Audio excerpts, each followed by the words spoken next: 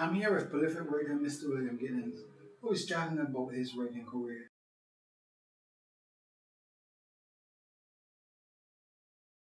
First of all, let me say my name is William Anderson Gittens. I'm a media arts specialist. Thanks for the invitation. I got into writing because of two professors, Dr.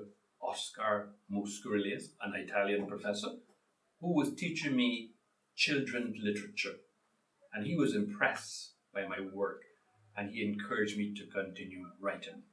But my advisor, the late Dr. Joseph Drew, he said to me, Bill, when you return to Barbados, I want you to write and write and write and write.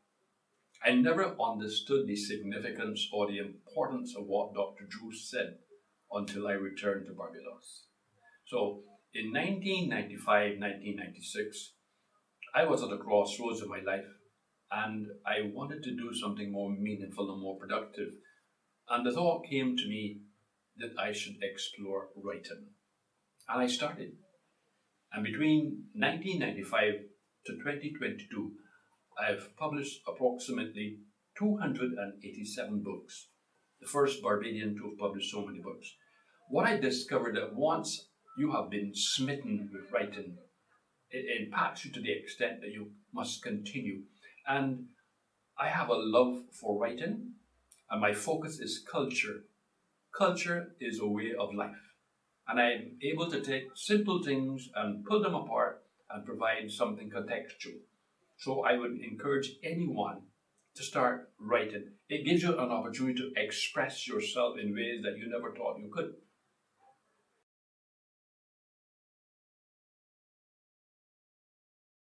My first book is called Images of Yesteryear in Barbados.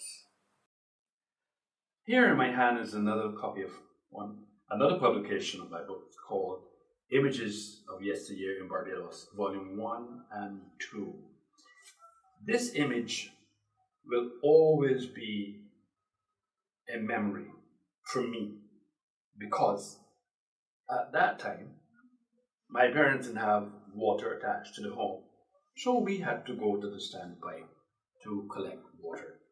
And sometimes when you get to the standpipe, there were so many people there. Some washing clothes like this lady here, the guy waiting to take a bath, and someone else is coming with a bucket in a hand on one of the head. And sometimes there would be confusion because everybody wants to get water at the same time. But you get accustomed to it and you develop a system and a formula how and when to go to collect the water to come back and fill up some barrels at home. So the standpipe was a place that people gathered and have discussions about social issues. And as little children, we learn a lot at this venue. The next image you see here is a game called Catch a Corner. But we used to call it Puss Puss Catch a Corner. This was a very fun, loving activity during the summer period. The horse and buggy, I can't speak much to this, but my mum talked about it. I was able to capture information from her about the horse and buggy, and she described it and I sketched it. The next image we see here is hopscotch. That's where you get a piece of cloth and soak it in water and you ball it up and you throw it at a particular point and you hop on one foot right away up until you do what you have to do and come back down. And then of course other people would have stars and different things in different courts, so you had to hop over, and if you touch the area that carries a star, then you may be out. I don't remember all the specifics about it, but it was fun. And you have the hula hoop. This is a game that people would use a piece of, it could be an old tire or something circular, and they would move it in a circular motion while it is spinning. You have marble cricket. This is a game that I look forward to during the summer. Some of the principles of normal cricket are applied to this, but the only thing is played with a marble and you are down on your knees. This image here, I'm sure people who were born in the 50s and the 60s looked forward to the mobile cinema. Why? Because the mobile cinema was a form of entertainment. You had the comedy called Bud and Lou, and you could stay for, not, well, in a considerable distance, you could hear people just enjoying the mobile cinema because of the Bud and Lou theatrics. This next image portrays the nut seller. When you travel to the bus terminal, Fairchild Street bus terminal, at that time it was not as developed as it is now, and the area was flooded with different hawkers selling different products.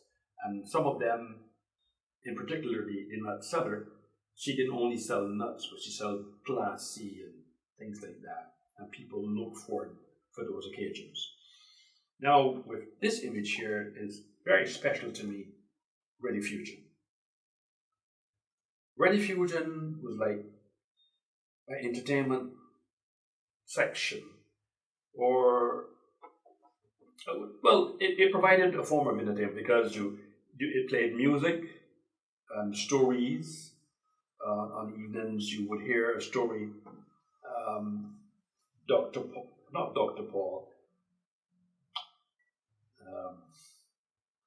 Life Can Be Beautiful was one of the stories. And later in the evening, you will hear Dr. Paul. And these stories were very dramatic.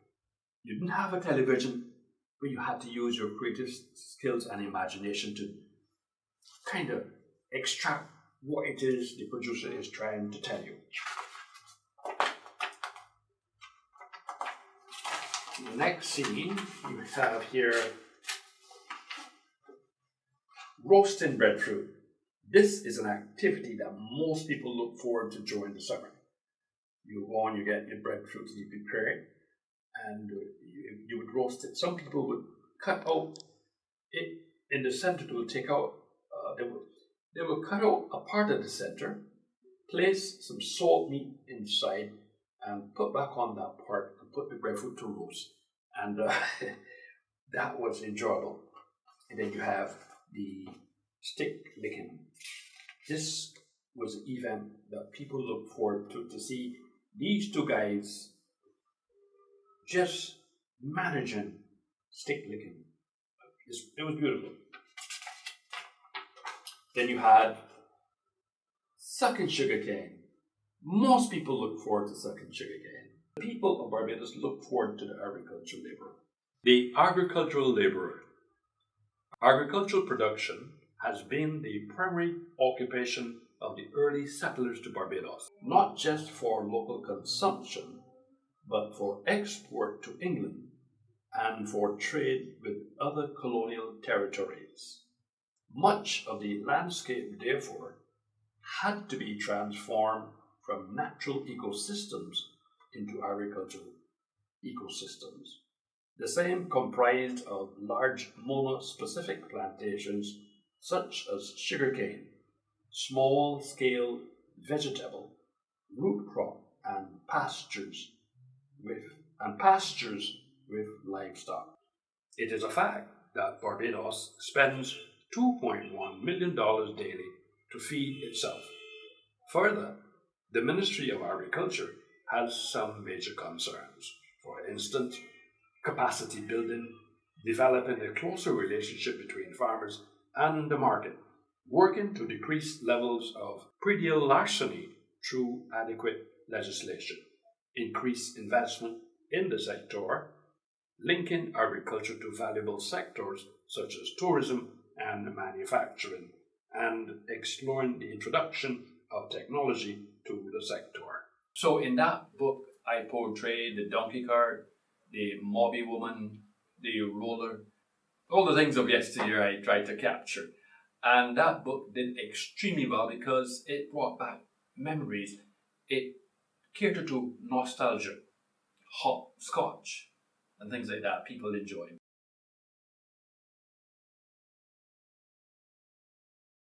I must confess to you that I did not set out to write so many books, but I believe because I was smitten by writing, I love to write, I love to express myself, and the inspiration is a continuum, is constantly coming.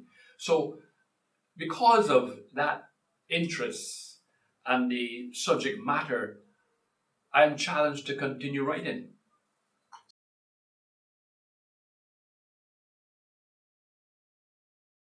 I believe because of my connectivity with the Creator, and He is inspiring me, that's where my inspiration comes from.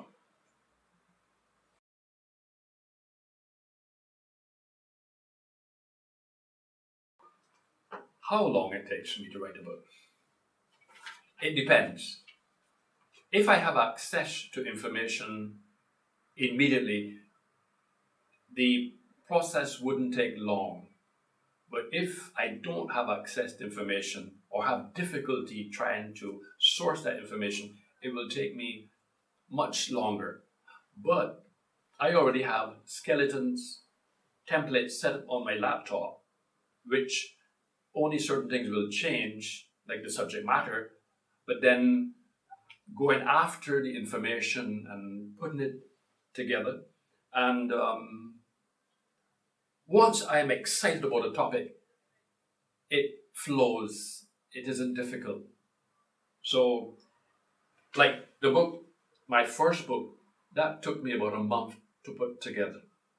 Images of Yesteryear in Barbados, because I'd had images before, and it was just a matter of collating the information, and that did not take me too long to complete.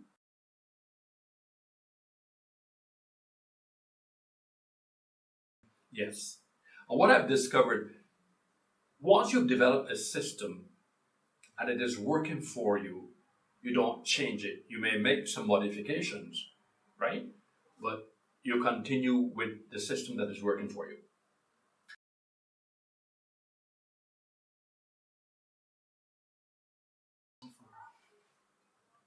My most satisfying moment. Um, it is difficult to say it would be it's difficult to say that because in each piece I gain a measure of satisfaction because of the subject matter.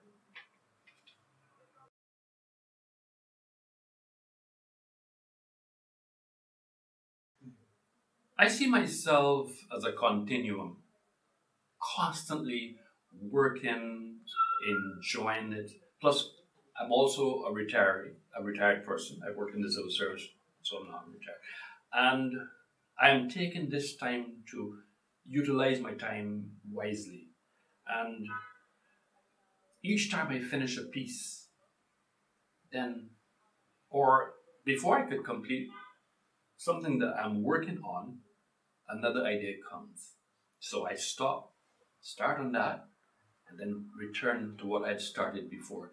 What I will also say to you is that when I first started in this area, my works were published in hard copy.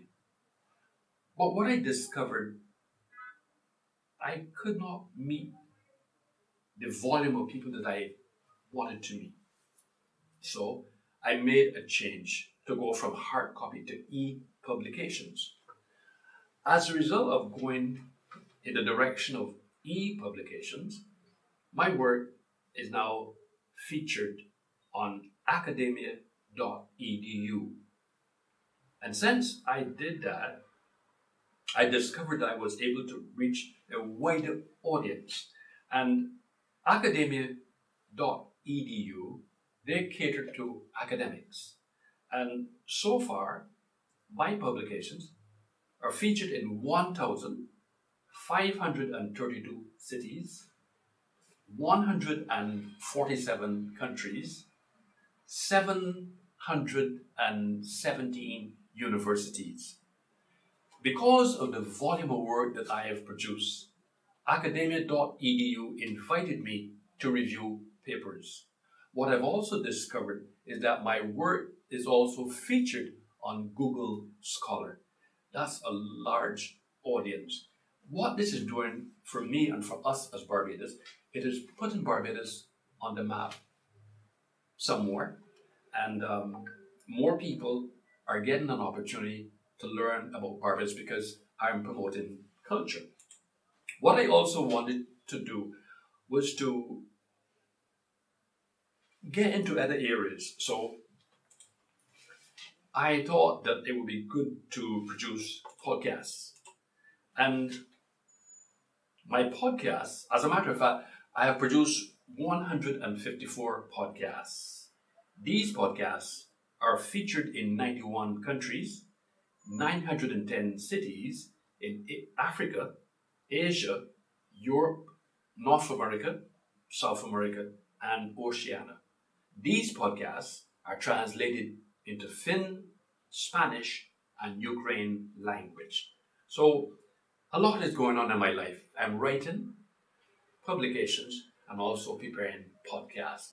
There's always something to do. This is always a challenge. There's always something to do. And I'm enjoying this.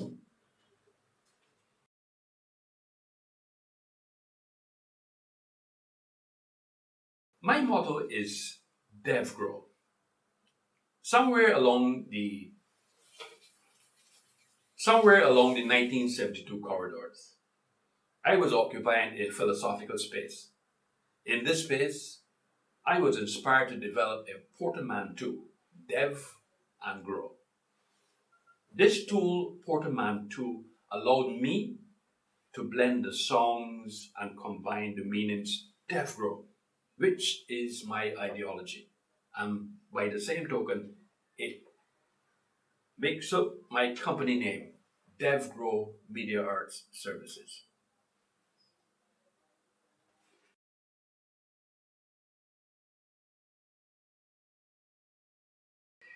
The advice I would leave for any budding writer would be to adopt the philosophy of the waves of the sea. If you notice, the waves of the sea are always coming to the shore. They never give up, and they continue and continue and they continue. And that is the policy that you must adopt. If you do that, I guarantee you will be successful, because things will happen, but you will not give up, but you will keep focused and you will keep going forward all the time. I want to thank you, Mr. Gittens, for this chat about your writing career. Thank Thanks you, a sir. lot. Thank you, sir.